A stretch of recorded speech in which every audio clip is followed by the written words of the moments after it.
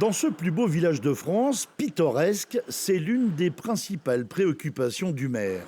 Quand l'un des 560 habitants meurt, que va devenir sa maison ou son commerce? Là, c'est gros souci. Depuis très longtemps, on a une chute de tuiles, là encore récemment. Il y avait déjà un arrêté de péril, il y a une partie qui a été refaite un petit peu plus haut. Et surtout, on voit que le mur est en train de s'imprégner. Voilà ce qui se passe quand les héritiers ne s'entendent pas. Depuis 30 ans, la succession du salon de coiffure Michel est bloquée. L'immeuble tombe en morceaux.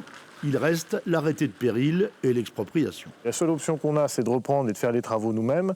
Moi, ce que je ne veux pas, c'est que ça incite les propriétaires les moins intéressés à dire, in fine, il faut mieux pas bouger et attendre que la mairie s'occupe des travaux à notre place. Sur la commune, une vingtaine de maisons sont recensées. Sujet épineux car pour l'instant, le maire se retrouve toujours en première ligne à la fin. La propriété, c'est un droit, c'est très bien, il faut y faire attention, mais ça implique des devoirs, et notamment des devoirs d'entretien. C'est là où on a un blocage, c'est qu'effectivement, on sait que les histoires familiales, elles peuvent être très compliquées. Le législateur a déjà fait un pas en 2006 en modifiant l'article 815.3 du Code civil sur l'entretien et la gestion du bien légué.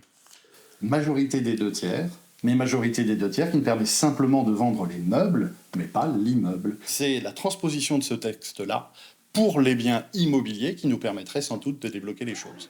Pour l'instant, un seul héritier peut tout bloquer dans la vente du bien.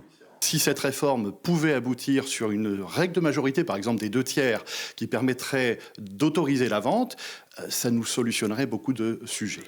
La proposition de loi ne va pas jusque-là.